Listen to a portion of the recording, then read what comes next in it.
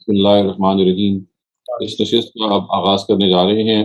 جیسا کہ آپ کو معلوم ہے کہ ہماری ترتیب یہ ہوتی ہے کہ پہلے ہم قرآن مجید سے، اس کے بعد حدیث سے، پھر کتاب مقدس سے کچھ اقتباسات کو پڑھتے ہیں اور ان کو ڈسکس کرتے ہیں، اور اس کے بعد کسی موضوع پہ ڈسکشن کرتے ہوئے آپ کے لائیو Q&A سیشن پہ پہنچ جاتے ہیں۔ میں بغیر کسی مزید توقف کے انتظار کے آپ کے سامنے آج کی جو ہماری اسکرین ہے، جس میں ہم آج کی جو ٹیکسٹ ہیں ان کو دیکھیں گے، وہ آپ سے میں شیئر کر رہا ہوں۔ سب سے پہلے جیسے کہ آپ کو معلوم ہے ہم قرآن سے آغاز کریں گے، اور یہ جو آغاز ہے فاتح حضرات، یہ جن آیات سے ہو رہا ہے، یہ وہ آیات ہیں جن کو ہم سورہ فاتحہ کہتے ہیں۔ یہ سورہ ہے اور پہلی سورہ ہے جو نازل ہوئی ہے، اور ہمیں یہ معلوم ہے کہ ہدایت کی شاید یہ سب سے بڑی دعا ہے۔ تو آئیے ہم اس کا آغاز کرتے ہیں۔ الحمدللہ رب العالمین الرحمن الرحیم مالک یوم الدین ایاک نعبد و ایاک نستعین اہدنا الصراط المستقیم صراط الذین انعمت علیہم غیر المغضوب علیہم ولا الضالین۔ اللہ کے نام سے جو سراسر رحمت، جس کی شفقت ابدی ہے۔ شکر اللہ ہی کے لیے ہے، عالم کا پروردگار، سراسر رحمت جس کی شفقت ابدی ہے، جو روز جزا کا مالک ہے۔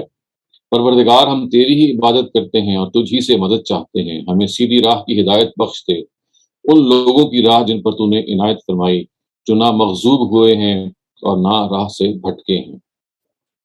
یہ سورہ فاتحہ ہر ایک شخص کو ازبر ہوتی ہے اور بچپن ہی سے یاد کرا دی جاتی ہے۔ ہر نماز کا یہ ایک جزء لا ينفک ہے، جسے ہم ہر رکعت میں پڑھتے ہیں۔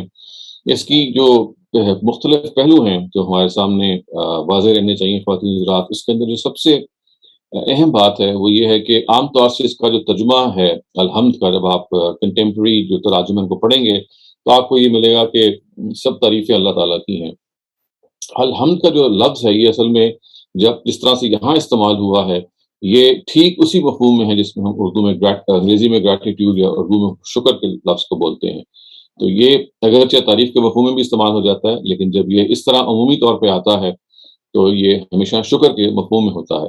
چنانچہ یہ پہلے ہی جو پہلا آغاز ہے اس آیت کا کہ الحمدللہ رب العالمین، یہ ایک بہت بڑا اعتراف ہے۔ It is a big confession. اور اعتراف کس چیز کا ہے؟ کہ خداوند تعالیٰ نے جو نعمتیں دی ہیں ہمیں، جو اس کی عنایتیں ہیں، وہ بے پناہ ہیں، وہ بے نہایت ہیں، ان کی کوئی حد نہیں ہے۔ قرآن نے ایک اور موقع پہ کہا ہے کہ ان تعدوا نعمت اللہ لا تحصوها، اگر آپ اللہ کی نعمتوں کا شمار کرنا چاہیں تو اس کی کوئی حد نہیں ہے۔ تو یہ خدا کی نعمتیں ہیں جن کا ہم ادراک کرتے ہیں۔ ابھی ہم نے شاید قرآن اگر نہ بھی پڑھا ہو اور بالکل ہم نے ایک سادگی سے زندگی میں قدم رکھا ہو جس میں ہمارے سامنے ہماری اپنی فطرت کی ہدایت موجود ہے، تو جس چیز کا ہم انکار نہیں کر سکتے وہ ان نعمتوں کا ہے جن کا میں نے بھی آپ کے سامنے ذکر کیا۔ ہماری اپنا جسم ہے جو کہ قدرت کا ایک بہت بڑا معجزہ ہے، اس کا جو انٹرنل آرگنز ہیں، ایکسٹرنل ہماری جو اللہ تعالیٰ نے ہمیں آنکھیں دی ہیں یا فیکلٹیز دی ہیں مختلف، they are no less than a miracle from God۔ اور پھر جو ہمارے لیے ماحول بخشا ہے، ہمارے جو پیرنٹس ہیں، ایکسٹینڈیڈ فیملی ہے، اس کے ساتھ ساتھ سورج، چاند، ستارے، پہاڑ، یہ سب ہماری خدمت میں اللہ تعالیٰ نے لگا رکھے ہیں۔ تو ایک فطری طور پہ ہمارے اندر اگر اس کا ادراک ہو کہ یہ چیزیں خدا نے ہماری حکمت کے لیے، ہماری خدمت کے لیے پیدا کی ہیں، تو ایسا نہیں ہو سکتا کہ ہمارا جو سر ہے وہ شکر سے نہ جھک جائے۔ اس کا صرف ادراک کرنے کی ضرورت ہے۔ دنیا میں اب دیکھیے، اس کی مثال ہم دے چکے ہیں بہت دفعہ، کہ جب بھی کوئی آپ کو کوئی گفٹ دیتا ہے، کوئی تحفہ دیتا ہے، تو ہمارا امیڈیٹ رسپانس کیا ہوتا ہے؟ We would like to thank that person and in fact would like to repay that person with a greater gift۔ ایسا ہوتا ہے نا، فوراً ہم شکر کرتے ہیں، تھینک یو کہتے ہیں، اور ہمارے ذہن میں یہ بات ٹنگ جاتی ہے کہ جیسے ہی موقع آئے گا ہم گفٹ کو لوٹائیں گے اور اس کو بھی تحفہ دیں گے۔ تو یہ ہمارا ایک نیچرل سا رد عمل ہے جو بالکل صحیح ہے۔ تو خدا کے معاملے میں بھی یہ رد عمل ایسا ہی ہونا چاہیے۔ صرف فرق یہ ہے کہ دنیا میں ہم اپنے لوگوں کو جن کو ہم گفٹ دیتے ہیں ان کو ہم دیکھ سکتے ہیں، خدا کو دیکھ نہیں سکتے۔ تو خدا کو اگر آپ نہیں بھی دیکھ سکتے، لیکن اس کو آپ یہ ادراک کر سکتے ہیں کہ وہ جو کچھ اس وقت آپ کے پاس ہے یہ خدا کا دیا ہوا ہے، تو امیڈیٹ ریئیکشن جو ہمارا ہونا چاہیے وہ شکر کا ہے کہ ہم اللہ تعالیٰ کا شکر ادا کریں اور پھر اس کو ریپے کرنے کی کوشش کریں۔ اب خدا کو تو ہم ریپے نہیں کر سکتے، it is virtually out of question. تو ہم کیا کر سکتے ہیں کہ خدا کو راضی کرنے کی کوشش کریں، خدا کی مرضیات پہ چلنے کی کوشش کریں۔ اور خدا کو راضی کرنے کا مطلب یہ نہیں ہے کہ خدا کو پرسنلی ہماری اس کو ضرورت ہے کہ ہم اس کو راضی کریں اور وہ ہم سے خوش ہو، اس کے نتیجے میں اس کا کام بن جائے گا، بلکہ اس کی رضا کا مطلب یہ ہے کہ ہم اپنی زندگی کے حوالے سے جو صحیح رویہ وہ اختیار کریں، اس سے وہ خوش ہوگا، گویا کہ ہم اپنے لیے اچھائی کر رہے ہیں اور خوشی خدا کو ہو رہی ہے۔ بالکل ایسے ہی جیسے ہمارے والدین جب ہمیں دیکھتے ہیں کہ ہم اچھی عادتیں اپنا رہے ہیں تو ان کو بے انتہا خوشی ہوتی ہے، اور ہم دیکھتے ہیں جب وہ دیکھتے ہیں کہ بری عادتیں اپنا رہے ہیں تو ان کو دکھ ہوتا ہے۔ تو اللہ تعالیٰ کا بھی دکھ اور خوشی اسی طرح کی ہے، اس لیے خداوند تعالیٰ کی جو خوش کو خوش کرنا، اس کو راضی کرنا، یہی اس کو ریپے کرنے کے مترادف ٹھہرتا ہے۔ تو دیکھیے کتنے بڑے جملے سے ہم نے اس سورہ کا آغاز کیا، جو پہلی سورہ ہے جو نازل ہوئی، اور اس کے ساتھ ساتھ رات نہ صرف یہ کہ وہ پہلی سورہ ہے، بلکہ جو پہلی آیت ہے اس نے ہمیں ہمارے اندر وہ جو نعمت سے سرشار جذبہ ہے، یعنی ہم we are drenched with God's favours, وہ اس کا امیڈیٹ اظہار ہے جو ہمارے منہ سے ہو گیا، الحمدللہ رب العالمین۔ اور پھر دیکھیے کہا گیا کہ الرحمن الرحیم، یہ دونوں لفظ جو ہیں یہ ان کے اندر ایک فرق ہے، عام طور سے اس کا فرق کو نہیں سمجھا جاتا۔ لفظ تو دونوں رحم سے نکلے ہوئے ہیں اور دونوں ہی مبالغے کا صیغہ ہے، لیکن الرحمن کا مطلب یہ ہے کہ جس کی رحمت میں جوش ہو، اور رحیم کا کیا مطلب ہے؟ جس کی رحمت میں دوام ہو، یعنی جوش بھی ہے اور دوام بھی ہے۔ دوام کا کیا مطلب ہے؟ استمرار، وہ جاری رہتی ہے، ختم نہیں ہوتی۔ عام طور سے جو جوش کی چیزیں ہوتی ہیں وہ ڈسپیٹ، ختم ہو جاتی ہیں، جوش میں آیا اور بات ختم ہوگی۔ تو اللہ تعالیٰ کہتے ہیں کہ ان کی جو رحمت ہے وہ ختم نہیں ہوتی، اس کا جو جوش ہے پہم رہتا ہے، بشرطے کہ ہم اس کی رحمت کو ارن کر سکیں۔ We are worthy of his mercy۔ تو الرحمن الرحیم۔ پھر یہ کہا گیا کہ مالک یوم الدین، کہ اللہ تعالیٰ تو روز جزا کا مالک ہے، یعنی جو دنیا میں تم نے بنائی ہے یہ آزمائش کے لیے بنائی ہے، یہاں تو انسان کو اختیار کی آزادی ہے، لیکن روز جزا پر یہ کوئی آزادی جو ہے سلب کر لی جائے گی، ختم کر لی جائے گی، اور اللہ تعالیٰ کی طرف سے پھر وہ فیصلہ ہے صادر ہوگا۔ تو مالک یوم الدین کہ تو روز جزا کا مالک ہے، اور اس روز جزا کے مالک ہونے میں ہمیں کوئی ڈاؤٹ نہیں ہے، اس لیے کہ اللہ تعالیٰ نے اگر آپ کو نعمتیں دی ہیں، یہ دیکھیں پہلی آیت سے کنیکٹڈ ہے، تو امیڈیٹلی اس کا جو ہمارے سامنے جو نتیجہ نکلتا ہے وہ یہ ہے کہ ایوری پریولیج انٹیلز اکاؤنٹیبلٹی، یعنی ہر چیز جو آپ کو نعمت میں دی جاتی ہے اگر بغیر کسی وجہ کے دی جائے، یعنی ظاہر ہے اللہ تعالیٰ نے خود سے ہمیں یہ نعمتیں ارن تو نہیں کی، it's not a reward that we have been given, یہ تو ہمیں مل گئی ہیں۔ تو اس کا یعنی بالکل فلسافیکلی بھی، مورلی بھی اور نیچرلی جو نتیجہ نکلتا ہے وہ یہ ہے کہ ایوری فیور انٹیلز اکاؤنٹیبلٹی۔ آپ خدا و تعالیٰ نے اگر آپ کو نعمتیں دی ہیں، اس کا آپ نے شکر ادا کیا ہے، تو اللہ تعالیٰ کہتے ہیں کہ پھر یہ ضروری ہے کہ ہم ان نعمتوں کا آپ سے حساب لیں۔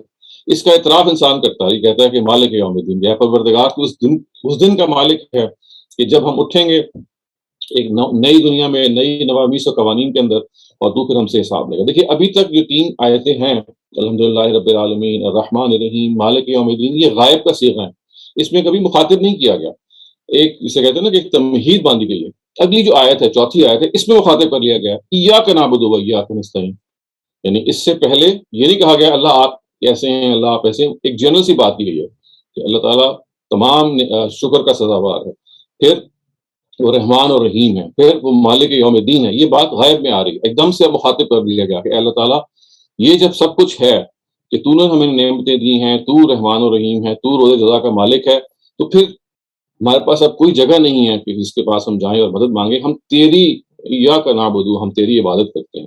اور یہ عبادت اصل میں شکر کا نتیجہ ہے، یعنی ہمارے پاس خداوند تعالیٰ کی جو عبادت ہے یا خداوند تعالیٰ کا جو شکر کا جو طریقہ ہے وہ یہ ہے کہ ہم خداوند تعالیٰ کی بندگی کریں، اس کی عبادت کریں، اور بندگی یہاں وسیع مفہوم میں ہے کہ وہ شکر آپ کو زبان سے بھی ادا کرنا ہے، اپنے عمل سے بھی ادا کرنا ہے، اور آپ کی زندگی کے اندر وہ عبادت جو ہے وہ نظر آئے۔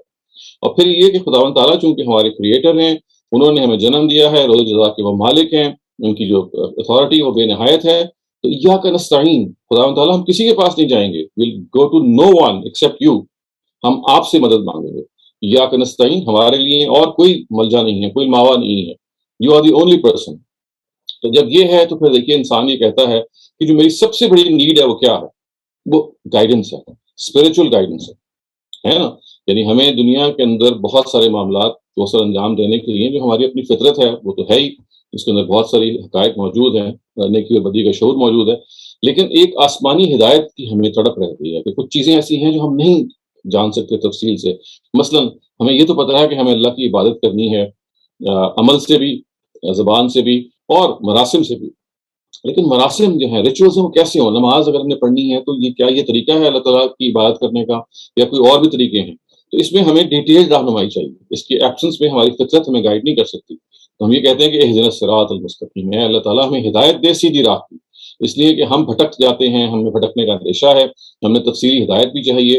اور اس کے ساتھ ساتھ ہمارے اندر جو خیر و شر کا شعور ہے، اس کے نتیجے میں ہمارے اندر جو غلط میلانات بھی پیدا ہو جاتے ہیں بعض دفعہ، اس پہ بھی ہمیں چاہیے کہ ہم اپنے آپ کو قابو کر سکیں. تو اہدنا الصراط المستقیم، ایاک نعبد و ایاک نستعین کے بعد یہ بالکل ایک فطری بات ہے. اور پھر اس کی وضاحت کی گئی کہ یہ کون ہے صراط یعنی یہ صراط کا مطلب ہوتا ہے راستہ. عربی زبان میں صراط راستہ کہتے ہیں، المستقیم کہتے ہیں سیدھا. تو سیدھا راستہ obviously وہ راستہ ہے کہ جو ہدایت کا راستہ ہے، جو خدا تک پہنچاتا ہے. تو پھر اس دعا کے اندر ہی ایڈ کر دیا گیا پھر اہدنا الصراط المستقیم، یعنی یہ وہ راستہ ہے انعمت علیہم، جن پر تو نے انعام کیا، جن لوگوں پہ تو نے انعام کیا، جو لوگ تیرے انعام کے مستحق ٹھہرے. نہ کہ وہ لوگ غیر المغضوب علیہم ولا الضالین، نہ کہ وہ لوگ کہ جو آپ کے غضب کا شکار ہوئے اور نہ وہ گمراہ ہوئے. قرآن مجید کی جو اپنی ٹرمینالوجی ہے، اس کو اگر آپ اس کے پورے سیاق کو سامنے رکھ کے دیکھیں گے تو یہ بآسانی معلوم ہو جاتا ہے کہ المغضوب علیہم سے مراد زمانہ رسالت میں جو اس وقت یہود موجود تھے، اس زمانے کے جوز اس طرف اشارہ ہے. اور ظالین سے مراد کرسچنز ہیں جو اس زمانے کے ہیں، یعنی اس زمانے کے جو کرسچنز ہیں، اس زمانے کے جو جوز ہیں، ان دونوں پہ اللہ تعالیٰ کا اطاعت نازل ہوا. یہ دونوں بنو ابراہیم میں سے ہیں، یہ دونوں یعنی بنی اسماعیل.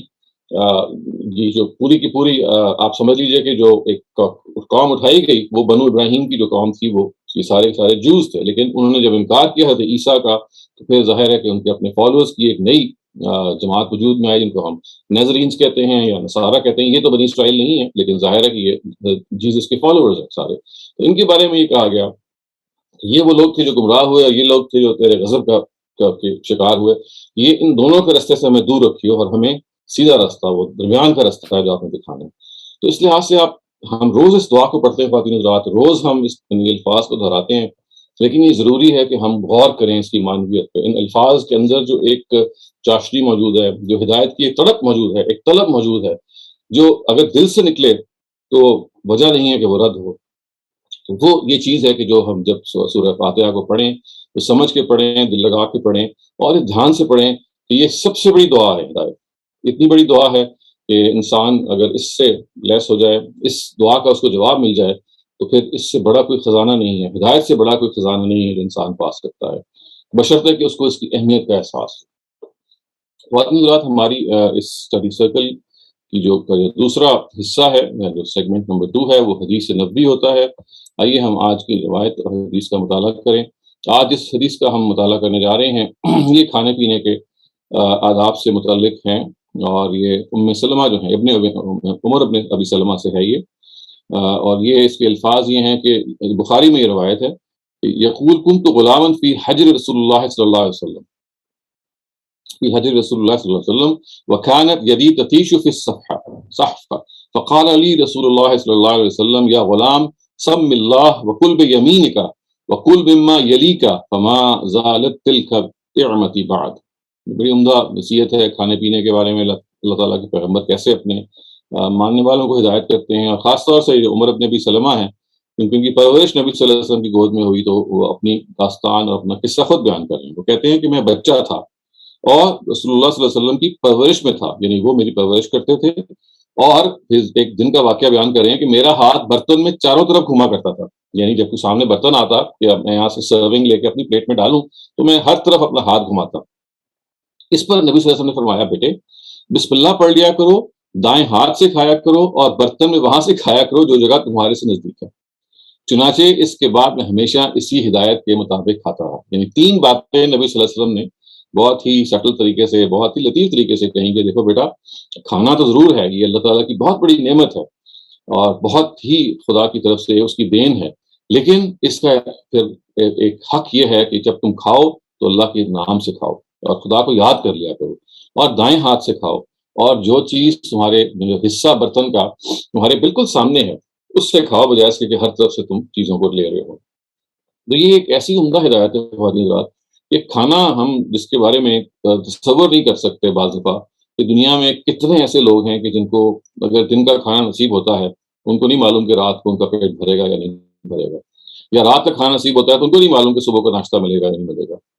یہ اگر جتنی بڑی نعمت ہے یہ ان لوگوں سے پوچھیے جو فاقے کرتے ہیں، ان لوگوں سے پوچھیے جن کے لیے پیٹ کی جو روزی ہے اور روز کی جو روزی ہے وہ کمانے کے لیے ان کو جان جوکھم میں ڈالنی پڑتی ہے، اور پھر بھی بعض دفعہ بلکہ بہت اوقات ایسا ہوتا ہے کہ وہ پورا نہیں اترتے۔ دنیا میں اس وقت بھی بہت بڑی تعداد ہے جو خط غربت سے نیچے ہے، پاورٹی لائن سے نیچے ہے۔ پاورٹی لائن سے نیچے ہونے کا مطلب یہ ہے کہ جو بیسک ضروریات ہیں، یعنی کھانا پینا، اس کے ساتھ ساتھ آپ کے تن پہ کپڑے ہونا، شیلٹر کا ہونا، تعلیم کا ہونا، صحت کا ہونا، ان کے مواقع کا ہونا، ان سب کا میسر ہونا، بہت بڑی تعداد اس سے محروم ہے۔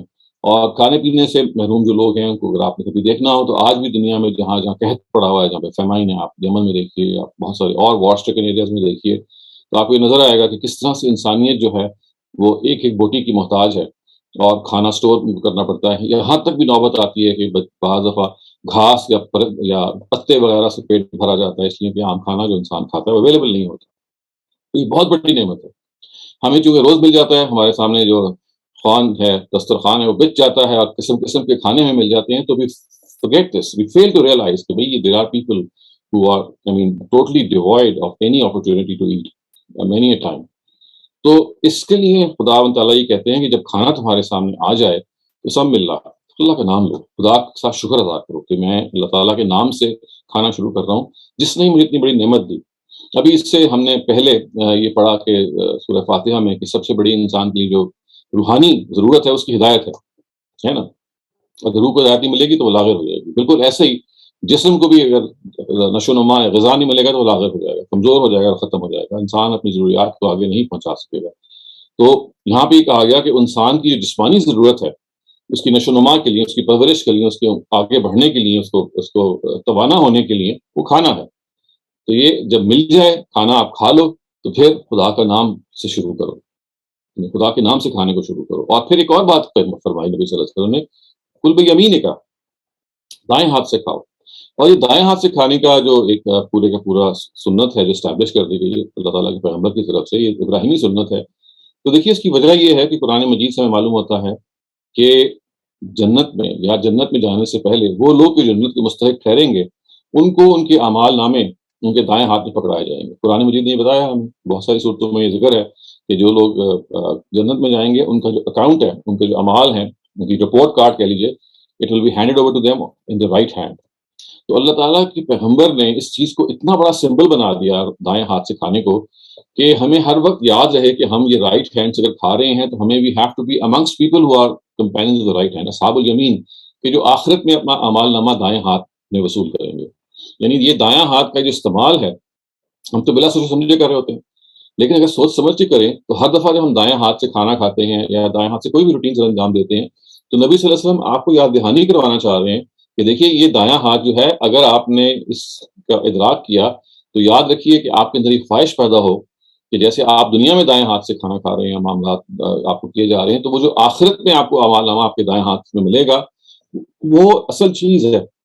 یہ اس کی یاد دہانی ہے کہ دنیا میں اللہ تعالیٰ آپ کو کہہ رہے ہیں کہ یہ اپنے دائیں ہاتھ کو استعمال کرو تاکہ آخرت میں جو دائیں ہاتھ کی ایک فضیلت ہے، فضیلت سے کیا پہلو مراد ہے کہ اس میں آپ کو آپ کا ریکارڈ دیا جائے گا، اور جن کو دائیں ہاتھ میں ریکارڈ دیا جائے گا وہ جنتی مستحق ٹھہریں گے۔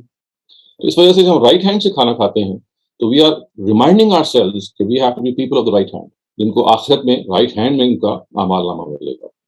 یہ اس کی اتنی سگنیفیکینس ہے۔ تاہم یہ سنت ایسی سنت ہے کہ جو فرض یا واجب سنت نہیں ہے بلکہ ایک مستحب سنت ہے، ایک بہت زیادہ اسے کہتے ہیں نا کہ اس کی بہت ویلیو ہے، اسی وجہ سے ہمارے ہاں دائیں ہاتھ پہ کھانے پہ زور دیا جاتا ہے۔ لیکن اس میں ایک پوائنٹ آف کوشچن یہ بھی ہے کہ کچھ لوگ ہیں جو بورن لیفٹ ہینڈرز ہوتے ہیں، یعنی وہ پیدائشی طور پہ بائیں ہاتھ سے کھانے والے ہوتے ہیں، بائیں ہاتھ ان کا اصل ہاتھ ہوتا ہے۔ تو ایسے اس کیس میں بائیں ہاتھ جو لوگ ہیں ان کا وہ بایاں ہاتھ ہی اصل میں دایاں ہاتھ ہے، یعنی ان کا اصل ہینڈ وہ جو لیفٹ ہینڈ ہے وہی رائٹ ہینڈ ہے۔ اس وجہ سے کسی بھی قسم کی کوشش جس کے نتیجے میں بائیں ہاتھ والے کو آپ زبردستی رائٹ ہینڈڈ بنائیں، یہ بالکل بھی درست نہیں ہے، نہ ہی دین کا تقاضا ہے۔ اللہ تعالیٰ جب گفتگو کرتے ہیں قرآن مجید میں تو عامد الورود گفتگو کرتے ہیں، تو جو جنرل چیز ہے، تو جنرلی چونکہ زیادہ دنیا میں رائٹ ہینڈز پائے جاتے ہیں تو اس کے لحاظ سے معاملہ کیا ہے، اعلیٰ سبیل تغلیب کا اصول ہے۔ لیکن جو لیفٹ ہینڈرز ہیں وہ اس کے اندر سبزیومڈ ہیں، وہ اس میں شامل ہیں، گویا کہ ان کا لیفٹ ہینڈ ہی رائٹ ہینڈ ہے، چنانچہ کہ وہ لیفٹ ہینڈ سے کھا رہے ہیں تو ان کے لیے یہی چیز ہے کہ اسی کو وہ جاری رکھیں، اپنے آپ کو زبردستی نہ پیرنٹس کو یہ کرنا چاہیے کہ وہ زبردستی لیفٹ ہینڈ لوگوں کو رائٹ ہینڈ میں کنورٹ کرنے کی کوشش کریں، اور نہ ان کو گلٹی خود ہونا چاہیے کہ وہ غلط کام کریں۔ یہ ایک ایکسیپشن ہے اور اس ایکسیپشن کو ایکسیپشن کے طور پہ ڈیل کیا جائے گا.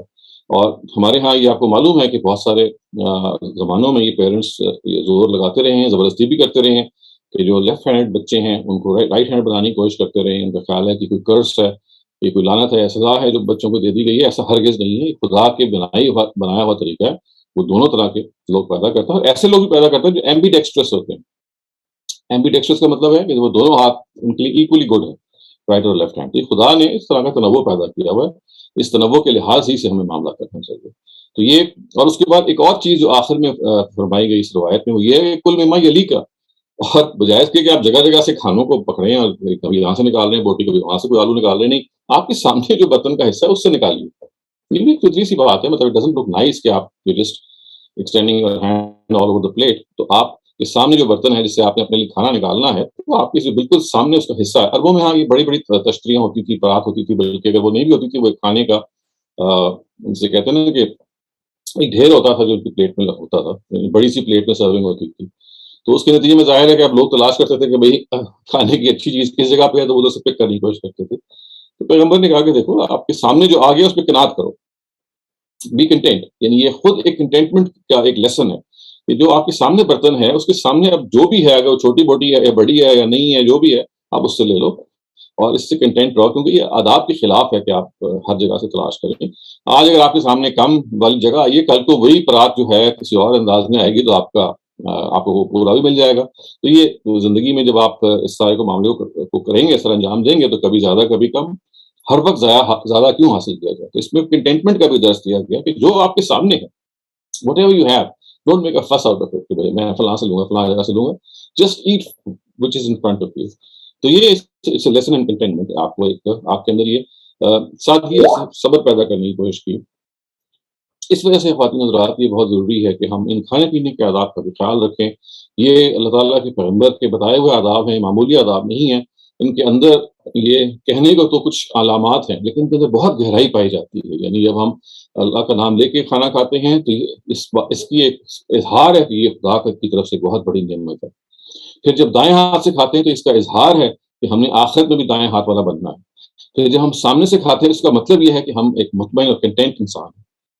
تو دیکھیے ہیں تو یہ معمولی چیزیں, لیکن یہ آپ کے کردار اور آپ کے اخلاق کے اندر کتنی بڑی ایک تبدیلی پیدا کرنے کے لیے ایک ہمیں رہنما اصول دیتی ہیں. سو خواتین حضرات, آئیے ہم اپنے اس سیگمنٹ کے تیسرے حصے کی طرف, سیشن کے تیسرے حصے کی طرف بڑھتے ہیں, اور یہاں ہم بائبل سے کچھ حصہ پڑھتے ہیں. یہ بائبل میں جو متی کی انجیل ہے, گاسپل آف میتھیو, اس سے اقتباس ہے, چیپٹر نمبر 12 ہے, اور آیات ہیں 34 سے لے کے 37 تک. اے سام کے بچوں, تم جو برے ہو کس طرح اچھی باتیں کرتے ہو. یہ ظاہر ہے کہ اس زمانے کے جو فریسی اور یہی تھے جو حضرت عیسیٰ کو اس طرح سے تنگ بھی کرتے تھے, اور اپنے آپ کو دین کا عالم بھی مانتے تھے, اور اس طرح سے اور جگہ فرمایا ہے کہ مچھروں کو چھانتے تھے اور اونٹوں کو نگلتے تھے. یہ کہا کہ کیونکہ جس چیز سے دل لبریز ہوتا ہے وہ چھلک کر زبان پر آ جاتی ہے. اچھا شخص اپنے دل کے اچھے خزانے سے اچھی چیزیں نکالتا ہے, جبکہ برا شخص اپنے برے خزانے سے بری چیزیں. میں تم کو بتاتا ہوں کہ قیامت کے دن لوگوں کو بے پرواہی سے کی گئی ہر بات کا حساب دینا پڑے گا. تمہاری اپنی باتوں کی بنا پر تم کو راست یا ناراست ٹھہرایا جائے گا.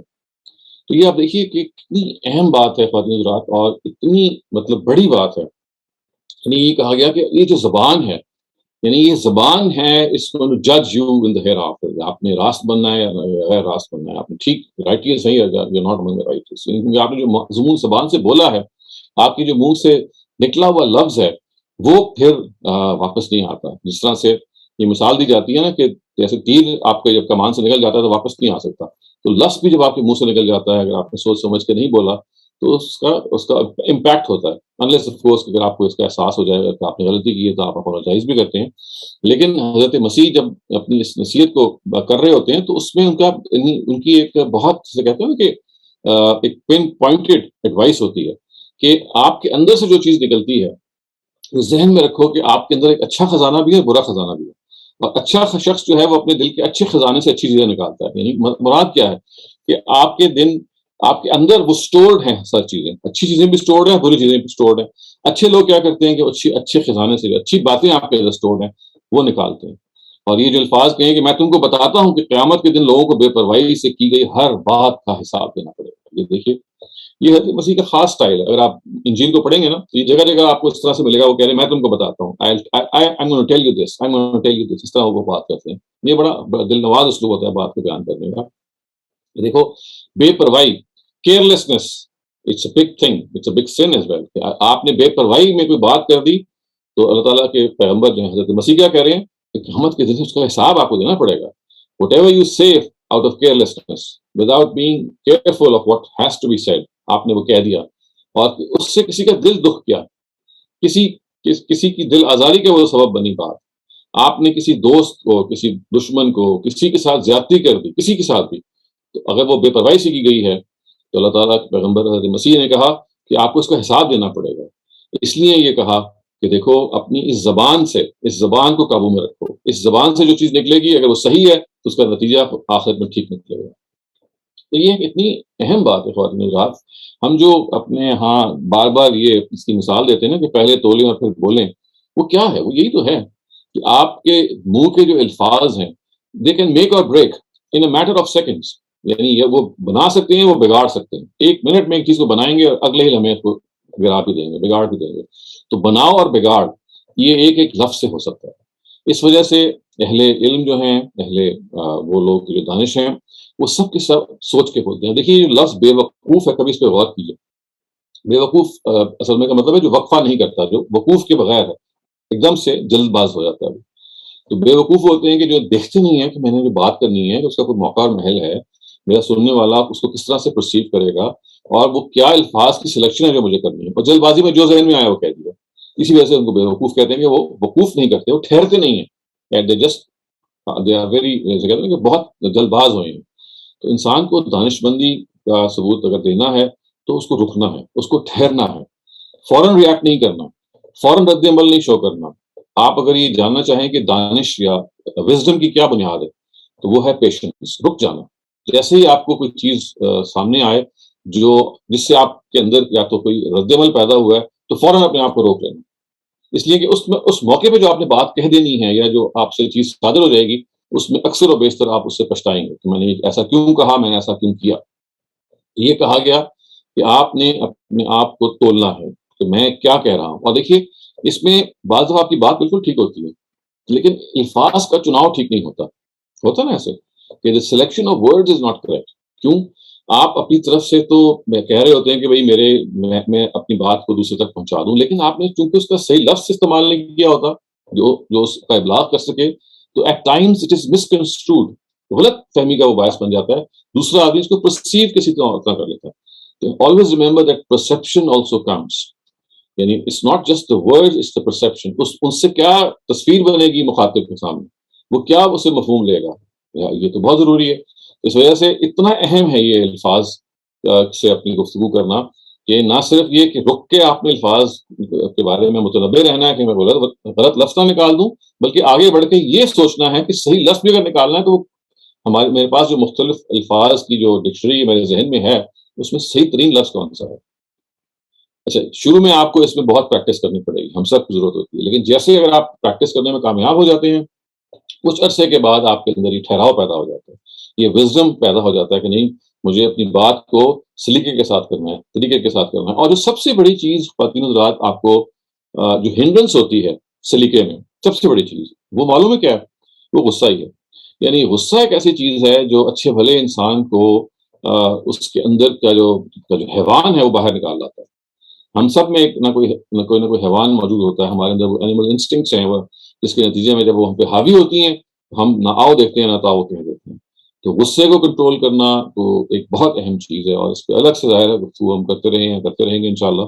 لیکن یہ بات جو حضرت مسیح نے فرمائی ہے کہ ہر وہ چیز جو بے پرواہی سے ہمارے منہ سے نکلی ہے اس کا قیامت میں حساب ہوگا. اور یہ سچ سوچو کہ ہر انسان اچھا جو انسان ہوتا ہے اس کے اندر ایک اچھا خزانہ ہوتا ہے. مراد یہ کہ صحیح الفاظ ہوتے ہیں جس کا وہ ایکسپریس کر سکتا ہے, اور برے آدمی کے پاس ایک برا خزانہ ہوتا ہے. تو وہ کیا کہتے ہیں, میں تم کو بتاتا ہوں کہ روز قیامت میں ہر بے پرواہی سے نکلی ہوئی بات کا حساب دیا جائے. جو راست رو ہیں وہ راست رو اسی لیے کہلائیں گے کہ ان کے منہ سے صحیح بات نکلی ہے. تو آئیے ہم اس کا عہد کریں, اور یہ عہد ایسا نہیں کہ جو ایک دن کا ہے, یہ روز کا عہد ہے. ہر روز رات کو, ہر روز دن کے مختلف پہر ہمیں اس میں اپنے آپ کو ریمائنڈ کروانا ہے کہ منہ سے جو میں نے بات نکالنی ہے, it has to be weighed, in very critical scales اچھی طرح کے بھی میرے منہ سے جو بات نکلنے لگی ہے ہر دفعہ, یعنی کہ کبھی کبھی, ہر دفعہ. اس لیے بہت مشکل کام ہے کہ آپ ہر وقت بول رہے ہوتے ہیں. اور اسی وجہ سے خواتین حضرات دیکھیے جو ہمارے عقل مند اور فہیم لوگ ہیں وہ کیا کہتے ہیں کہ سائلنس از دا ورچو. یہ جو خاموشی ہے یعنی ہر وقت بولنے کی ضرورت نہیں ہے, آپ کو کنٹمپلیٹ کرنا چاہیے, غور کرنا چاہیے, اور خاموش رہنا بہتر ہے بری بات کرنے سے. اگر آپ کو کوئی بات سمجھ میں نہیں آ رہی ہے تو خاموش رہیے. وہ جو کہا ہے نا فارسی میں کہ خاموشی مانیے دارت کے در گفتن نمی آیت, کہ بعض دفعہ سائلنس میں وہ پاور ہوتی ہے کہ جو کلام میں نہیں ہوتی. Silence becomes deafening. آپ کے سائلنس میں وہ قوت ہوتی ہے کہ your silence conveys much more than your words at times. تو یہ بھی ذہن میں رکھیے کہ ہر دفعہ گفتگو کرنے کی ضرورت نہیں ہے. خاموشی جو ہے بعض دفعہ زیادہ ابلاغ کا باعث بن سکتی ہے. خواتین حضرات, ہم اب اپنے اس اسٹڈی سرکل کے چوتھے سیگمنٹ کی طرف بڑھ رہے ہیں, جس میں عام طور سے ہم کسی نہ کسی موضوع پہ گفتگو کرتے ہیں. اور یہ آج جو ہے وہ جو جس موضوع پہ ہم ڈسکشن کریں گے یہ ہے کہ what is the secret to inner پیس.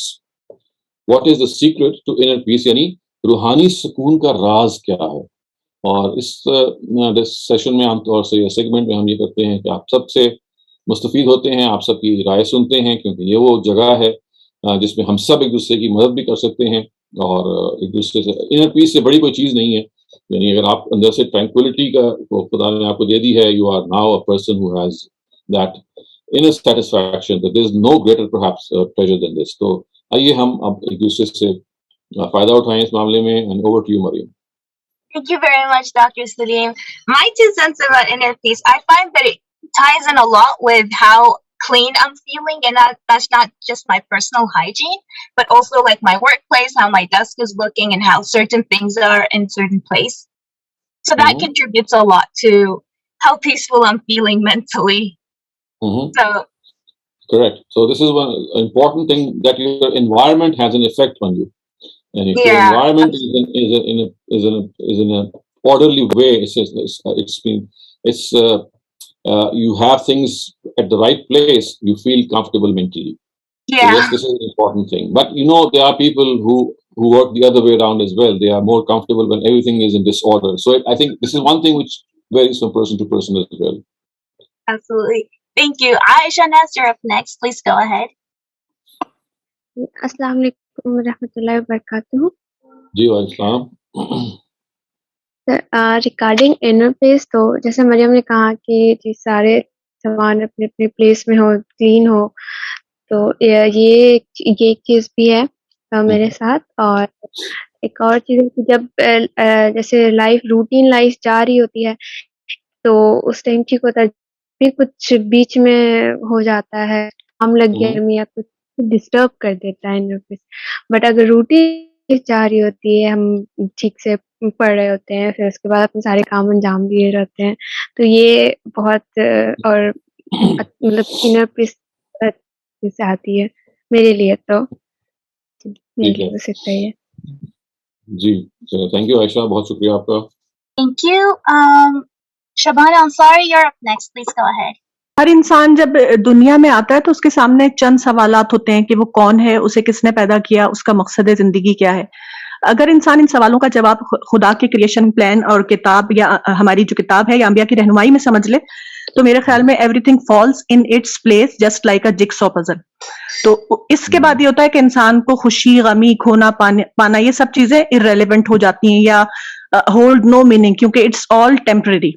لیکن اگر ان سوالات کے جوابات خود انسان اپنی عقل کی سے سمجھنے کی کوشش کرے تو انسان کے سامنے غم بھی بس ایک پہاڑ ہے جس میں وہ کہتا ہے کہ وائی می, اور خوشی یا کامیابی بھی اس کو بالکل ایک بورنگ چیز لگتی ہے. جیسے ابھی مشہور سنگر جو ہیں وہ لتا منگیشکر اس دنیا سے گئیں تو انہوں نے کہا کہ اگر دوبارہ زندگی ملی تو میں کبھی لتا منگیشکر بننا پسند نہیں کروں گی, حالانکہ وہ دنیا کی نظر میں ایک انتہائی کامیاب خاتون تھی.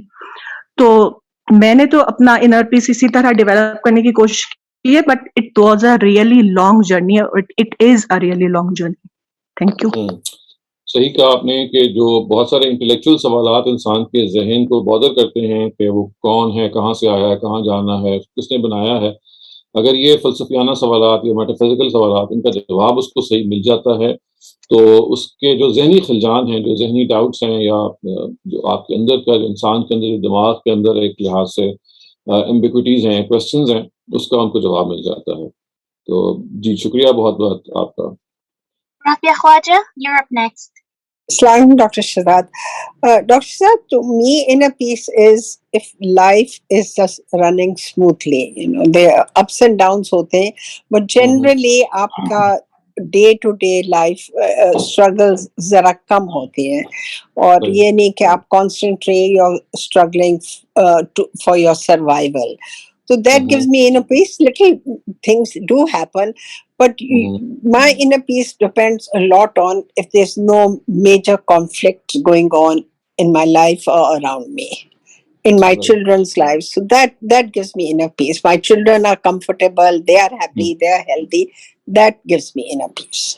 تو دیکھیے یہ تو ایک ایسی چیز ہے نا کہ انر پیس انسان کو اگر کوئی کانفلکٹ نہ ہو جیسے آپ نے کہا, لیکن معاملہ یہ ہے کہ دنیا کو اللہ تعالیٰ نے it's not been created as a bed of roses. تو کانفلکٹ تو اس کا ضروری نہیں ہے کہ آپ کے زندگی میں اگر ختم ہو جائے دوبارہ نہ آئے.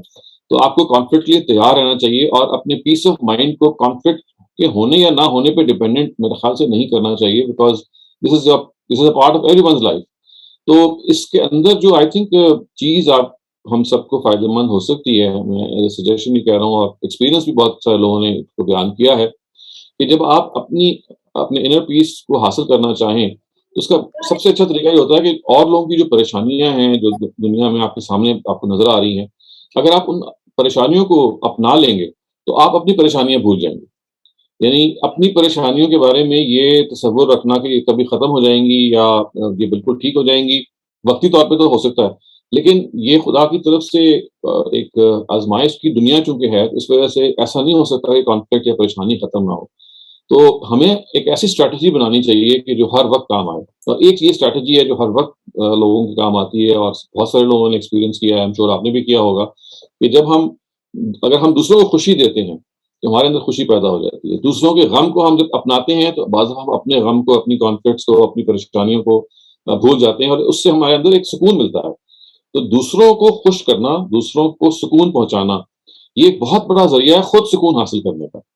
اور آئی تھنک آپ میں سے, ہم میں سے ہر آدمی جو اس سے گزرا ہے, اس کی ایک ایسی فیلنگ ہے کہ جو ڈسکرائب نہیں کی جا سکتی. تو اس وجہ سے آئی تھنک کہ یہ بھی ایک بہت بڑی چیز ہے کہ ہم اپنے سکون کو حاصل کرنے کے لیے دوسروں کو سکون پہنچائیں جتنا زیادہ, اور روزانہ کوشش کریں. اور جب صبح اٹھتے ہیں تو اس میں پرو ایکٹیو, جیسے ہم نے پچھلی دفعہ ڈسکس کیا تھا کہ وی لیپ آؤٹ فار ادرس, ہم اوروں کی لپکتے ہیں. تو یہ جو پرو ایکٹیو ہونا ہے کہ ہم آج صبح ہماری آنکھ کھلی ہے تو ہم اس کا انتظار نہیں کریں گے کہ لوگ ہمارے پاس ہماری مدد کے لیے آئیں یا اپنی ضرورت بیان کرنے کے لیے آئیں. ہم پرو ایکٹیولی اپنی سوسائٹی میں لوگوں کو تلاش کریں گے جن کو ہم سکون دے سکیں. تو یہ اگر آپ دوسروں کو سکون دینے والے بن جائیں روزانہ on a daily basis, اور اس کے لیے you just need to have an eye for that, تو جتنا بڑا سکون آپ اس سے حاصل کریں گے اور مسلسل حاصل کرتے چلے جائیں گے, شاید اس کا بیان بھی کرنا بہت مشکل ہو. آپ نے بالکل صحیح کہا. جب آپ دوسروں کے پرابلمس دیکھتے ہیں, if you can share something, then it would give me a lot of peace. You are absolutely right. Thank you. Najia, you're up next. السلام علیکم ڈاکٹر شہزاد. ڈاکٹر شہزاد, اس سلسلے میں مجھے تھوڑی توجہ دلانی تھی. آج کل کے جو ووک ٹرینڈز ہیں جو بہت ٹریکشن لیتے ہیں سوشل میڈیا پہ, دے آر اباؤٹ تھوڑی بدھسٹ فلاسفی کے ساتھ وہ انٹریکٹ کرتے ہیں کہ detach your self from toxicity, detach your self from toxic environment, detach your self from and of your goal. تو مجھے وہ سب چیزیں اپنے مسلم بلیف سسٹم کے ساتھ کانٹراڈکٹ کرتی ہوئی لگتی ہیں, اور مجھے محسوس ہوتا ہے کہ آج کل اتنی ترقی کے باوجود اگر لوگ ڈپریشن کی طرف جاتے ہیں, وہ شاید اسی وجہ سے جاتے ہیں کہ ہر انسان اپنے آپ کو نیگیٹو آؤٹ کم سے ڈیٹیچ کرنا چاہتا ہے, اور ہم اپنے آپ کو پازیٹیو ببلز میں بند کرنا چاہتے ہیں. تو آئی تھنک یہ مجھے سب سے بڑا ایشو لگتا ہے as a mature person now. اور آف کورس جب ہم انر پیس کی بات کرتے ہیں تو as you grow and as you mature, آپ کے انر پیس حاصل کرنے کے طریقے بھی مختلف ہوتے جاتے ہیں.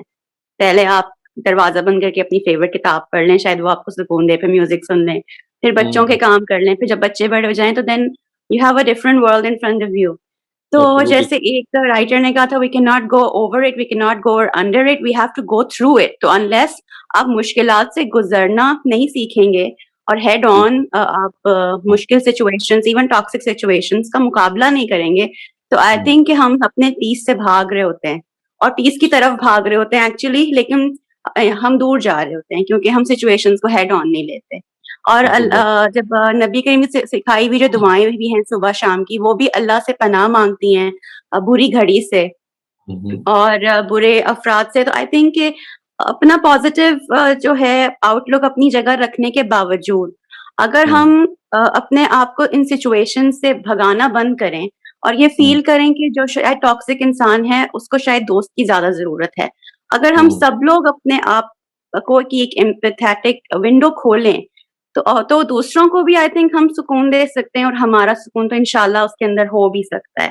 تو آئی تھنک مجھے آج کے زمانے میں سب سے بڑی پرابلم یہ لگتی ہے کہ جدھر کیونکہ بچے بڑے ہو رہے ہیں وہ they are also expose to this kind of attraction, یہ انوائرمنٹ میں یہی چل رہا ہے کہیں. تو میں ان کو یہی بتاتی ہوں کہ نو مین از این آئیلینڈ. آپ آئیلینڈ بن کر اور اکیلے رہ کر اور اپنے آپ کو کاٹ کر you will never be able to get inner peace. So یہ مجھے پرابلمٹک چیز لگتی ہے اور میں اس کے بارے میں اکثر سوچتی ہوں. بہت اہم آپ نے بات فرمائی. یہ جو دیکھیے ڈیٹیچ کرنا یا اس کا جو دوسرا ایکسٹینٹ ہے یعنی جو الٹیمیٹ ایکسٹریم ہے وہ ترک دنیا ہے کہ آپ دنیا کو ترک کر کے you side line your self, یا جیسے ہمارے صوفیاء ہیں یا ہندو کے یوگیز ہیں یا لاماز ہیں, یہ سارے جو ان کی بہت ساری پازیٹیو چیزیں بھی ہیں جس سے آپ فائدہ اٹھا سکتے ہیں. لیکن جہاں پہ ہم کوئی بھی شخص دنیا میں وہ کسی بھی مذہب کا فالوور ہو, اگر وہ ترک دنیا کی آپ کو تعلیم دے رہا ہے, اس کا مطلب ہے کہ دنیا سے آپ اسکیپزم اختیار کر لیں, جو escape the trials of this world, اور چھوڑ کے بیٹھ جائیں اور بس سارے معاملات کو دوسروں پہ ڈال دیں. تو یہ بھی کوئی بالکل ٹھیک نہیں ہے. اور آج کل بہت ساری فلاسفیز ایسی ہمارے سامنے آ رہی ہیں جس میں دنیا کے پرابلمس کا حل یہی پیش کیا جا رہا ہے کہ آپ ان پرابلم سے اپنے آپ کو ڈیٹیچ کر کے just become person who has his own life, اور وہ دنیا سے کوئی تعلق نہیں رکھتا. اس کے برعکس جو دین ہمیں بتاتا ہے وہ تو یہ ہے کہ آپ اس دنیا میں رہیں, اس کا مقابلہ کریں, اور آپ کے اس مقابلے کے اندر اگر آپ سے چوک بھی ہو جائے, غلطی بھی ہو جائے, تو آپ کو بہرحال اسی کو فیس کرتے ہوئے آگے بڑھنا ہے. خدا کو بھی انہی لوگوں کی قدر ہے کہ جو مقابلہ کرتے گر بھی جاتے ہیں لیکن دوبارہ اٹھ جاتے ہیں. تو مقابلے کو ترک کر دینا, فرار کا رستہ اختیار کر لینا, دنیا کو ترک کر دینا, کہیں اور چلے جانا گیان حاصل کرنے کے لیے, تو یہ وہ طریقہ نہیں ہے جو ہمیں تمام جو آسمانی مذاہب ہیں طریقہ یہ نہیں سکھاتے, سوائے اس کے کہ جو ان کی ڈسٹارٹیڈ فارمز ہیں. تو دنیا میں رہ کے دنیا کا مقابلہ کرنا, آزمائش میں رہ کے آزمائش کا مقابلہ کرنا, اور ڈٹ کے کرنا, جیوٹ کے ساتھ کرنا, یہ ہے جو ہمارے اندر خدا چاہتا ہے دیکھنا. اور جیسے آپ نے بالکل ٹھیک کہا کہ جتنی آپ آزمائش کو فیس کریں گے اتنا آپ کے اندر جو شخص ہے وہ نکھار کے سامنے آئے گا, کیونکہ انسان کی بہت ساری لیٹنٹ پوٹینشیل ہوتے ہیں جو خفتہ ہیں, جو سو رہے ہوتے ہیں, وہ کرائسس ٹائم ہی میں دے آر ڈیولپڈ. ان کو ڈیولپمنٹ ملنے کے لیے کرائسس ٹائم چاہیے. نارمل ٹائم میں وہ ڈیولپ ہی نہیں ہوتے, دے جسٹ لیٹنٹ رہتے ہیں, سوتے رہتے ہیں. لیکن کرائسس ٹائم ہے جو ایک دم سے ان کو سرفس پہ لے کے آتا ہے and it makes you new personality. تو یہ ساری وہ چیزیں ہیں کہ اگر آپ اس کو ان کو صحیح میں رکھیں تو بہرحال یہ بڑی امپورٹنٹ بات ہے, اس کی طرف آپ نے توجہ دلائی ہے کہ ڈیٹیچ نہیں ہونا, اور نئی جنریشن کو یہ پیغام دینا ہے کہ ڈرگز ہوں یا اور فارمز آف ڈیٹیچمنٹ ہوں, they are not going to help in any way. وقتی طور پہ فائدہ ہو سکتا ہے لیکن ultimately they are going to prove counterproductive. Thank you. جی thank you. Aisha Naz had another little point to bring up that she didn't mention last time. So Aisha Naz, please go ahead. جی میں اپنے باتوں میں ایک اور بہت اہم point میں ایڈ کرنا چاہتی ہوں, جو میرا سیکریٹ جو آپ کہیں انر پیس کا ہے, جو ابھی میں نے کہا کہ جب لائف اسموتھلی نہیں چل رہی ہوتی, اپس اینڈ ڈاؤنس ہوتے ہیں, تو انر پیس ڈسٹرب ہو جاتی ہے. پر اس کو بھی کانکر کرنے کا میرا ایک بہت اہم کہہ لیں ہے, وہ یہ نا کہ میں اپنا سارا کچھ نا تعالیٰ کو بتاتی ہوں. مطلب میری ایک یہ عادت ہے کہ میں ایز اے سمجھیں کہ ایسا لگتا ہے نا کہ میں بات کر رہی ہوں ان سے. تو یہ چیز میرے ساتھ ہوتا ہے جب میں انہیں کہہ دیتی ہوں, مجھے جو بھی لگتا ہے, اگر میں خوش ہوں, سر لوگ کہتے ہیں کہ جیسے اللہ تعالیٰ سے رو کے یہ کرنا چاہیے, وہ بھی ایک الگ پوائنٹ ہے. اتنا ڈیپ کسی چیز میں چلا جاتا ہے تو وہ رو کے اللہ تعالیٰ سے بات بھی کرتا ہے. پر میرے اندر یہ ہے کہ اگر میں کچھ اللہ کو بتاتی ہوں, میں ایک نارمل فیس سے بتاتی ہوں. جب خوش ہوں تو میں پورا خوش بتاتی ہوں, اللہ ایسا چیز ہے. ایون کبھی کبھی ایسا ہوتا ہے کہ اگر میں اور زیادہ اپنا وہ انر پیس کو ڈھونڈنے چلی جاؤں, یا کہیں کہ اور زیادہ ڈسٹرب ہوں تو اللہ سے بات کری, تو میں اور زیادہ اللہ کو سارے چیز بتانے لگتی ہوں کہ اللہ تعالیٰ میرے ساتھ یہ ہوا. چیز سے اگر مجھے پرابلم ہو رہا ہے تو مجھے پھر راستہ دکھائیں. اور مجھے ایسا لگتا ہے کہ میں اس کو جو چیز مجھے ڈسٹرب کر رہی ہے میں اس کو پھر اس کو حل کرتی جاتی ہوں, مجھے سولوشن ملتے جاتا ہے پھر اس کے بعد. اور اللہ تعالیٰ سے لگتا ہے, اور یہ بھی چیز جب میں ان سے بات کرتی ہوں تو ایسا لگتا ہے وہ مجھے سن رہے ہیں. پھر اس کے بعد یہ بھی لگتا ہے کہ ہاں وہ مجھے دیکھ بھی رہے ہیں, وہ میرے سارے سولوشنس مجھے دے رہے ہیں. اور وہ بہت بہت ہی میں کہوں کہ سب سے بڑا سیکریٹ ہے, اور بہت ہی اچھا, مطلب بہت زیادہ ہی سکون ملتا ہے اس سے دل کو. جی میرا یہ ایک پوائنٹ. بہت ہی بریلینٹ سجیشن اور پوائنٹ آپ نے ریز کیا عائشہ, کہ اللہ سے بات کرنا, یعنی اپنی خوشی کو بھی اللہ تعالیٰ سے شیئر کرنا, اپنے غم کو بھی شیئر کرنا. غرض یہ ہے کہ شیئر کیا کرنا وہ تو جانتا ہی ہے ہمیں اندر سے, لیکن منہ سے ایکسپریس کرنا ایسا لگتا ہے کہ جیسے آپ کے اندر ایک دھارش پیدا ہو گئی ہے اور کچھ سننے والا ہے, اور آپ کو یقین ہوتا ہے کہ وہ آپ کی بات سن بھی رہا ہے. تو خدا سے بڑا کوئی سہارا نہیں ہے. اگر ہم اس جگہ پہ پہنچ جائیں کہ ہم خدا سے گفتگو کر کے مطمئن ہو جائیں, خوش ہو جائیں, اور ہمارے اندر کا انسان مطمئن ہو جائے, تو یہ تو ایک آخری غالباً سب سے اونچی انسان کی معراج یہی ہے کہ اس کو خدا کے ساتھ تعلق نصیب ہو جائے, وہ مائیت نصیب ہو جائے, جس کے لیے سب ہم لوگ تڑپتے ہیں. تو بہت اعلیٰ اور بہت زبردست آپ کی سجیشن ہے کہ ہم خدا to be in communion with God سے کہتے ہیں نا, کہ to be in communication with God, always talking to him, always expressing ourselves before him. اور آپ نے بہت اچھی طرح صحیح بتایا کہ صرف غم میں نہیں, کیونکہ ظاہر ہے کہ غم میں تو انسان کو اللہ تعالیٰ زیادہ یاد آتے ہیں, تو آپ اپنی بات ایکسپریس کرتے ہیں. خوشی میں بھی, یعنی آپ جو بھی ایموشنز سے آپ گزر رہے ہیں, اگر آپ خداوند تعالیٰ کو اس کے ساتھ گفتگو شروع کر دیتے ہیں اور ایکٹیولی, اور آپ کو محسوس ہوتا ہے کہ he is listening to you, یہ تو نہیں ہے کہ آپ کی بات کچھ سدا بصیرہ ہو رہی ہے, تو بہت دھارس بنتی ہے. تو بہت اچھی آپ نے ماشاء اللہ سجیشن دی ہے. Thank you very much. You're up next. میں نے آج میں نے فیس بک پر ایک سینگ پڑھی مولانا وحید الدین صاحب کی. اس میں انہوں نے لکھا ہوا تھا کہ جو آپ کی ڈیفیکلٹیز ہیں لائف کی, وہ بھی مائنڈ کریٹ کرتا ہے, اور ریزالو کرنے والا بھی مائنڈ ہے, جو کہ ہر ڈیفیکلٹی سے زیادہ پاورفل ہے. تو آپ مائنڈ پر فوکس کریں پیس آف سول کے لیے اور پرابلمز اپنے سالو کرنے کے لیے. تو سب سے پہلے سائیکولوجیکلی اور پھر فزیکلی.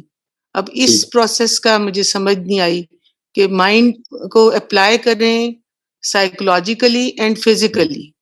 تو بات بالکل انہوں نے ٹھیک کہی ہے کہ دیکھیے انسان کا جو ذہن ہے وہ آپ کے لیے پرابلم بھی کریٹ کر سکتا ہے, اور آپ کے لیے پازیٹیوٹی بھی. تو یہ جو پازیٹیو اور نیگیٹو ایٹیٹیوڈ ہے یا مائنڈ سیٹ ہے, یہ مراد ہے. اگر آپ کے دماغ کے اندر پازیٹیوٹی ہے تو آپ کے لیے پرابلمس بھی ان کا سولوشن نکل آئے گا, اور اگر دماغ کے اندر نیگیٹیوٹی ہے تو اگر پرابلم کا سولوشن آپ کے پاس ہوگا بھی تب بھی آپ نہیں اس کو جان سکیں گے. تو یہ ایک مائنڈ سیٹ یا مینٹل ایٹیٹیوڈ ہے آف ریمیننگ پازیٹیو. ہمارے اپنے اندر ایک مثبت سوچ, ان کی بات بالکل صحیح ہے, اور ان کو آپ پرائیویٹلی بتا سکتی ہیں کہ آپ کی بات رجسٹر ہو گئی ہے. And it's a very important point کہ one's own mind creates either problems for our own selves or makes them go away. Thank you. Thank you very much, Dr. Salim. Sorry, for some reason Zoom's giving some technical issues, but our next participant is iPhone. So I'm going to ask you to unmute yourself, please, and participate. جی السلام علیکم. I'm آسمان دلیپ.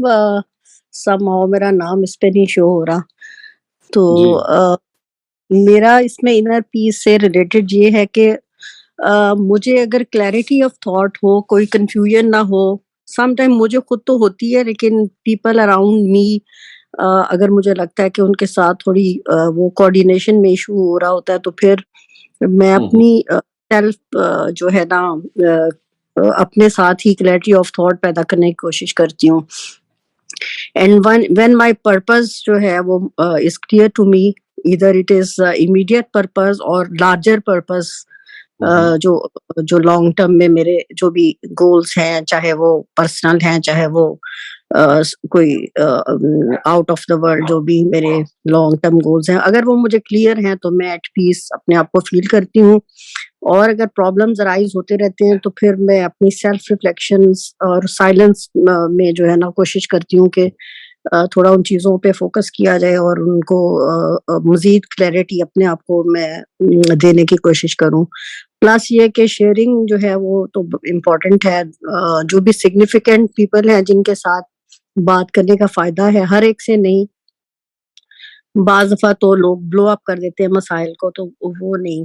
اور ایک اللہ تعالیٰ کے ساتھ, اور some time میں نے یہ دیکھا کہ میں اگر اپنے کلائنٹس یا اپنے اسٹوڈنٹس کے ساتھ ان ٹچ ہوں and I am in touch with their problems, تو وہ مجھے بہت زیادہ ایٹ پیس دیتے ہیں, کہ اس سے مجھے ذرا کلیئرٹی آتی رہتی ہے کہ شاید میں اپنے پرابلم کو کوئی بلو اپ کر رہی ہوں, یا میں زیادہ اس کو ایگزیجریٹڈ سینس میں فیل کر رہی ہوں.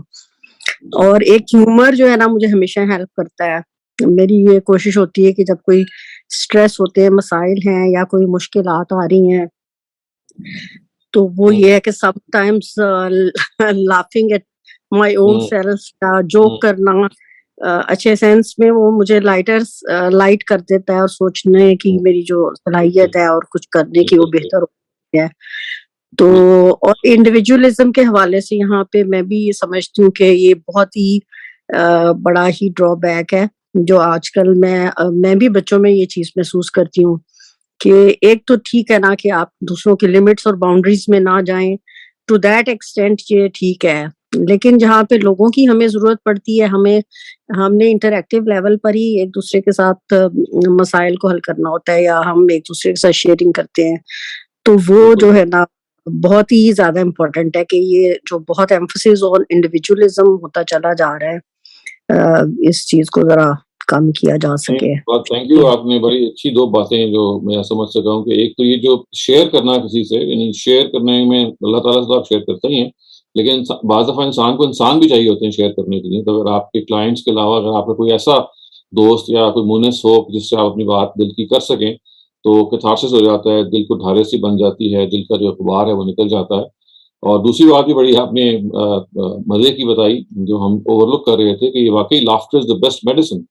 انسان اپنے پہ ہنسے, یا جوک سی کتاب پڑھ لے, یا اس کو اور کوئی اس طرح کی لائٹ چیز کا وہ دیکھ لے یا سن لے, تو ایک اچھا افیکٹ ہوتا ہے انسان پہ. ہیومر جو ہے جہاں انسان کے اندر بہت ساری اور کوالٹیز پیدا کرتا ہے, وہاں پہ آپ کو ریلیکس کرتا ہے, آپ کے لیے انٹرٹینمنٹ ہے.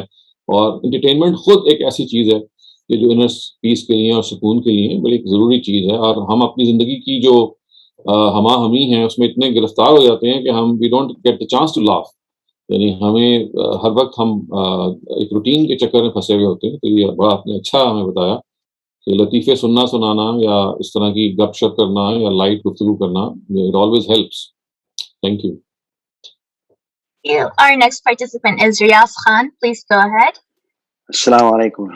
جی وعلیکم السلام. I think inner peace is a process, and it is never static.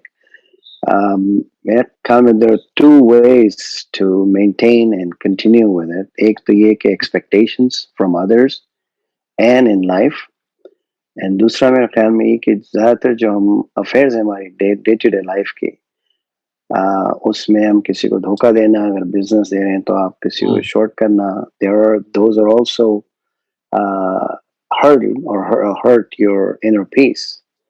And پھر یہ کہ تیسری چیز میرے خیال میں, how do you keep that inner process inner peace on a regular basis, which is celebrate small successes, جہاں پہ لائف میں آپ کو چھوٹے چھوٹے سکسیسز ہوتے ہیں. And third یہ ہے کہ میں کہتا ہوں کہ we need to also learn how to maintain your peace and create, and the way to do that would be to learn to be in that moment and also acquire a zeal for zikr. ذکر میں لائے جو ہے. جی بس بہت اچھی آپ نے ہمیں باتیں بتائی ہیں کہ یعنی کسی اور کو دکھ دے کے آپ کی کبھی بھی آپ کو مینٹل پیس نہیں مل سکتا. یعنی اگر آپ کسی کے ساتھ زیادتی کریں گے تو آپ کی سب سے زیادہ آپ کے اپنے اوپر اس کا افیکٹ ہوگا, دوسرے کو تو خیر ہوگا ہی. تو اگر آپ نے خود مینٹل پیس حاصل کرنی ہے تو دوسروں کو آپ کبھی بھی بادر نہ کریں. اور یہ بھی بڑی اچھی بات ہے کہ ٹو سیلیبریٹ اسمال سکسیسز. انسان کو چھوٹی چھوٹی جو کامیابی ہوتی ہیں ہم ان کو اوور لک کر دیتے ہیں یا ان کو نہیں کرتے, نہیں, ان کو آپ ضرور اہمیت دیں اور اپنی فیملی میں ان کی اہمیت برقرار رکھیں, ان کا چرچا کریں, ڈسکشن کریں. اس سے انسپریشن بھی حاصل ہوتی ہے. اور خدا کے ساتھ تعلق جو ہے یہ تو آبویسلی ایک ایسی چیز ہے کہ جو انسان کی الٹیمیٹ ہے. تو اس کے ذکر سے, اس کے شکر سے, اس کے ساتھ معاملات کر کے جو گاڈ کنیکشن ہے جس کی ہم ہمیشہ بات کرتے ہیں, the stronger your God connection, the stronger you'll be a person from inside. So بہت بہت شکریہ راز صاحب آپ کو. We have two more discussion participants and then we'll move over to the Q&A. Wasima Rahman, you're up next. अस्सलाम वालेकुम वालेकुम सलाम जी। जी, बहुत अच्छी डिस्कशन चल रही है। सो आई विल ऐड कि 2 चीजें इनर पीस के लिए जो what I thought is very important, एक तो ये कि अल्लाह ताला का शुक्र करना सीखें। जो कुछ अल्लाह ताला हमें जिंदगी में दिया होता है उस पे कनात और शुक्र करें। बहुत से हम देखा कि मसाइल पैदा होते हैं जब हम अपने से ऊपर वाले को देखते हैं। हो सकता है बज़ाहिर आपके पास एक गाड़ी, किसी के पास 2 गाड़ियां, लेकिन हमें नहीं पता इसके पीछे वो अपने कौन कौन से दुख छुपा के बैठे हुए हैं। तो हर कोई अपने दुखों की सलीब उठा के यहाँ पे फिर रहा है, तो अपने मामलात अल्लाह ताला के साथ सही रखें, तवक्कल करें और शुक्र करें। और दूसरा जो मैं देखा कि फॉरगिवनेस, लाइक फॉरगिव करें। अगर कोई आपके साथ ज्यादती करे, कोई जुल्म करे, तो उसको फॉरगिव करना सीखें। अगर आप फॉरगिव नहीं करेंगे तो it will keep on damaging you mentally and physically on long term basis. Right, तो दोनों बहुत अच्छी बातें हैं जी, ग्रैटिट्यूड और फॉरगिवनेस के। आप जितना शुक्र आप करेंगे, खुद एक थेरेपी है, ग्रैटिट्यूड थेरेपी है, उतनी ज़्यादा आपको उसका एहसास होगा कि आपके अंदर का जो इंसान है वो मुतमईन हो गया। और माफ़ करना तो एक अल्टीमेट चीज़ है कि इसके नतीजे में जो बोझ होता है इंसान के ऊपर वो बहुत हल्का हो जाता है, और दूसरे के साथ भी एक बहुत बड़ी टर्म होती है। तो फॉरगिवनेस तो एक इतनी बड़ी चीज़ है कि अगर हम लर्न टू प्रैक्टिस इट, और फॉरगिवनेस सिर्फ ये नहीं कि जब आप मजबूर हो जाएं तो आप फॉरगिव करें, बल्कि ऐसा कहते हैं ना कि आपके पास जब वाकई अथॉरिटी है तब आप फॉरगिव करें। When you are in a better position, you are in a stronger position then the offender, तो आप उसके बावजूद उसको फॉरगिव करते हैं and you just call it a day और आगे बढ़ जाते हैं। तो ये खुद एक बहुत बड़ी आपको एक सुकून देता है कि आपने किसी को मौका दिया कि to look back and analyse. क्योंकि देखिए, जब भी आप किसी से अच्छाई करते हैं, अगर वो उसके अंदर जरा भी रमक है, तो he or she will analyze कि भाई I have been treated to a very magnificent behavior and attitude and I must make up for what I have done. और इस वजह से this is also a brilliant suggestion. Thank you. You, Amina Talib, you're up next. Sir, मैं इसमें 2 चीज़ें share करना चाहूँगी। एक ये कि जैसे आयशा भी बात कर रही थी कि अपनी हर बात को जो है वो अल्लाह ताला के साथ डिस्कस करना, शेयर करना। तो एक चीज़ जो मैं खुद करती हूँ ये है कि मैं डायरी लिखती हूँ। तो मेरे ख्याल से कि सम टाइम आपके पास कोई फ्रेंड भी नहीं होता, कोई किसी के पास वक़्त नहीं होता, आप किसी को मैसेज करते हो, कोई रिप्लाई नहीं आ रहा होता। तो मतलब बिल्कुल सही है। मेरे ख्याल से कि लिखना जो है, आप अपनी फीलिंग्स को लिखना जो है, ये आपके लिए बहुत अच्छा होता है। एक ज़माने में डायरी लिखना, जी सही फरमाया आपने आमना बीबी। आप एक ज़माने में डायरी लिखना जो था वो बहुत लोगों का शेवा होता था, अब आहिस्ता-आहिस्ता ख़त्म ही होता जा रहा है। अब लोग ब्लॉग्स लिख लेते हैं या और इस तरह की चीज़ें, वो इक्वली गुड। लेकिन अगर आप डायरी लिखती हैं तो बिल्कुल आपने ठीक कहा कि इंसान की जो इमोशंस और फीलिंग्स हैं, जब वो तहरीर में आ जाते हैं तो एक पुरसुकून शख्स बन जाता है। देखिए, शायर या जो अदीब हज़रात हैं या जो मुसन्निफ़ हैं, उनका भी यही मामला है कि जब वो लिखते हैं या अपनी बात को एक्सप्रेस करते हैं तो अंदर का जो एक तूफ़ान उनके यहाँ बरपा होता है, ख़यालात का भी होता है, वो गम का भी होता है, वो बाहर आके एक पुरसुकून जगह पे पहुँच जाता है। तो बड़ी उम्दा और बड़ी यूनिक सजेशन है इस लिहाज से कि आजकल ये नापैद हो रही है। लेकिन जैसे हमें मालूम है कि लोग ब्लॉग्स लिख के इसी डायरी को लिखने के मुतरादिफ ही समझते हैं। तो आप चाहे ब्लॉगिंग करें, चाहे आप डायरी लिखें, ये वाक़ई बड़ा ही अच्छा तरीका है और ये क्रिएटिव तरीका है। यानी बहुत सारी चीज़ें आप जब इस कैफ़ियत में लिख जाते हैं तो वो अदब तख्लीक करते हैं, वो अदब पारा बन जाती है। तो इसीलिए कहते हैं ना कि जो क्राइसिस टाइम होता है या मुश्किल का टाइम होता है, वो क्रिएटिविटी का टाइम भी होता है। तो क्रिएटिविटी और तख्लीक की जो सलाहियत और क़ुव्वत है, ये खुदा की बहुत बड़ी देन है, जो आम तौर से it is stirred into action only when the going gets tough.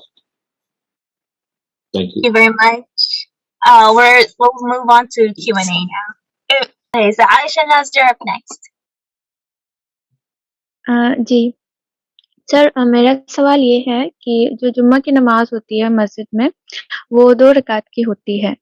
तो हम लोग जो घर पे जमात करते हैं, तो क्योंकि लेडीज लोग के लिए यहाँ मस्जिद अवेलेबल नहीं है, तो घर पे जमात करते हैं। तो क्या हम लोग भी वो जुम्मा की नमाज 2 रकात पढ़ सकते हैं, या फिर जो जोहर का है वही पढ़ना होता है? देखें, ये बड़ी अनफॉर्चुनेट बात है कि जुम्मे की नमाज के लिए ख़वातीन को भी अवेलेबल करना चाहिए मस्जिद, तो वो मस्जिद में जाके वैसे ही नमाज़ पढ़ें जैसे मर्द हज़रात पढ़ते हैं। लेकिन अगर ये किसी वक्त मुमकिन नहीं है, पॉसिबल नहीं है, तो फिर घर में ज़ोहर पढ़ी जाएगी। तो चूँकि जुम्मा होता ही जामे मस्जिद में है, گھر میں نہیں اس طرح سے کیا جاتا. تو آپ اگر گھر میں نماز پڑھ رہی ہیں خواتین تو وہ ظہر کی جماعت کروا سکتی ہیں جو 4 رکعت ہوگی, تو وہ ظہر ہی کہلائے گی. جمعہ تو مسجد ہی میں ہوتا ہے, اور کوشش یہ کرنی چاہیے کہ آپ اپنے امام حضرات کو یا وہاں کے لوگوں کو کنونس کریں کہ جی خواتین کے لیے بھی جگہ وہاں بنائیں رکھیں. لیکن اگر نہیں کسی وجہ سے ہو رہا تو پھر آپ گھر میں ظہر پڑھیں گے, ظہر کی جماعت کرا سکتے. ٹھیک ہے sir, thank you. Noshaba Wasim, you're up next. السلام علیکم. میرا وہی پیس سے تھا سر. میں تو زیادہ تر جو قرآن کی آیت ہے کہ اللہ کے ذکر سے دلوں کو سکون ملتا ہے, تو مجھے تو اس چیز سے یہ آیت پڑھ کے نا جب بھی میں پریشان ہوں تو مجھے سکون ملتا ہے. اور پھر یہ ہے کہ میں کوئی نہ کوئی ورس جس میں آپ کے لیے نصیحت ہو تو میں وہ پڑھتی ہوں, یا جو پروفٹ کے واقعات ہیں تو وہ پڑھ کے بھی مجھے بہت سکون ملتا ہے. اور پھر کریشن کا پلان کہ یہ دنیا عارضی ہے, یہ ختم ہو جائے گی, تو پھر سکون ملتا ہے کہ اچھا یہ جو کچھ ہمارے ساتھ ہو رہا ہے یہ ٹیمپرری ہے, اور جب ہم مر جائیں گے تو ہمیں لگے گا کہ صرف ایک لمحے کے لیے ہمیں یہ پرابلمز آئی تھی.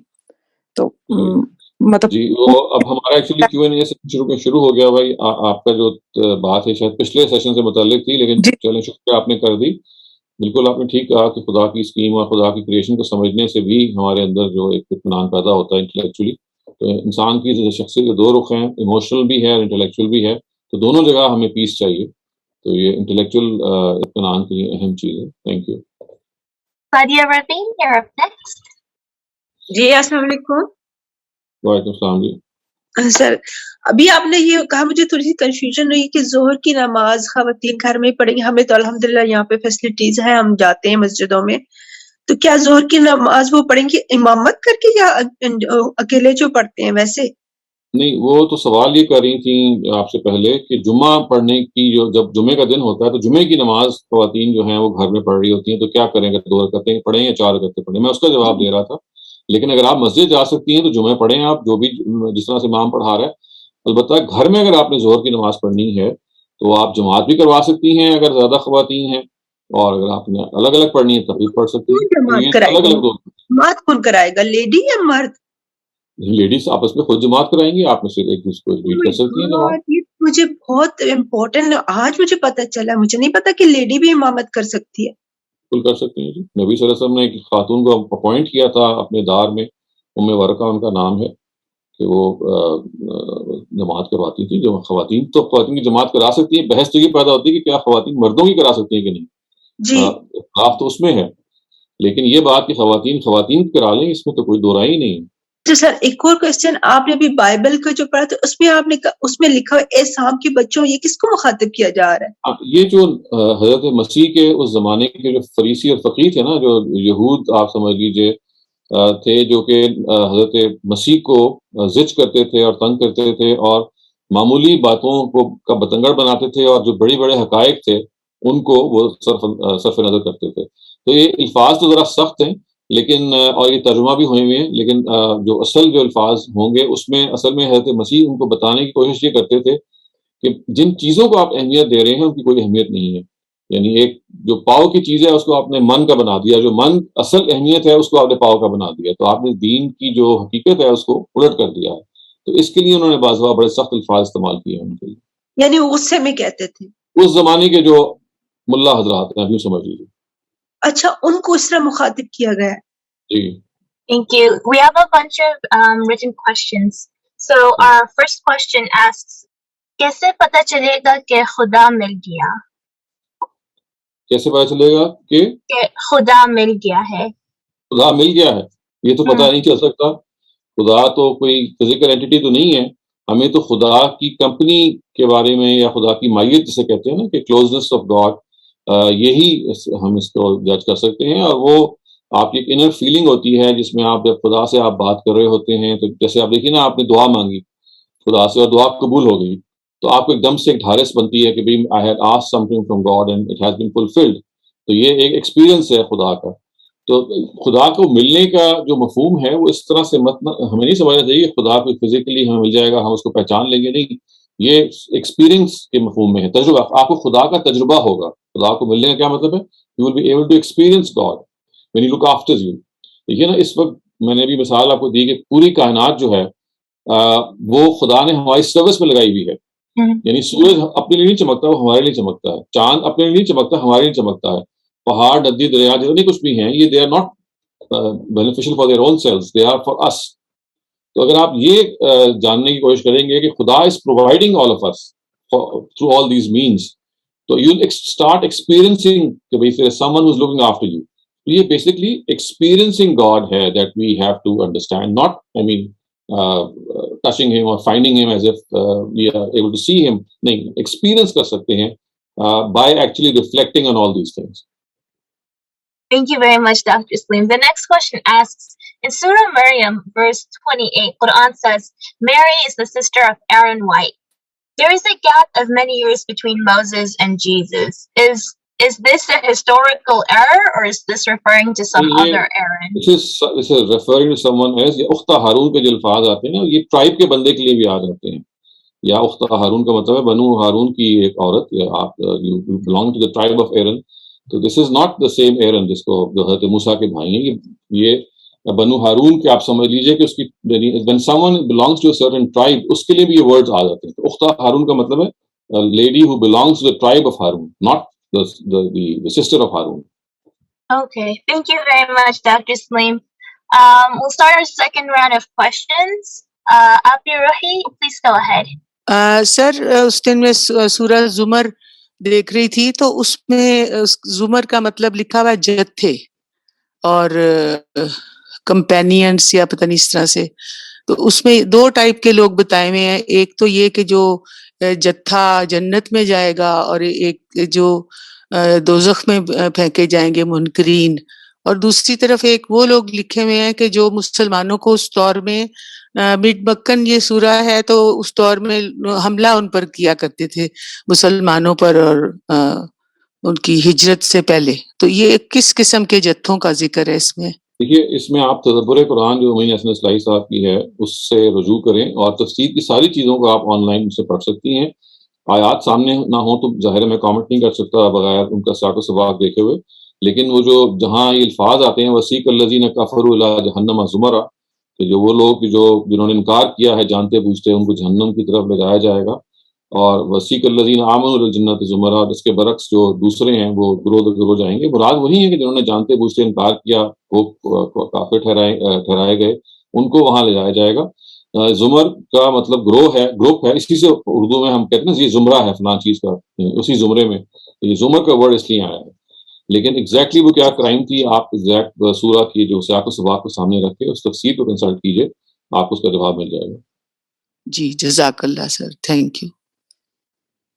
Aisha Naz, please go ahead.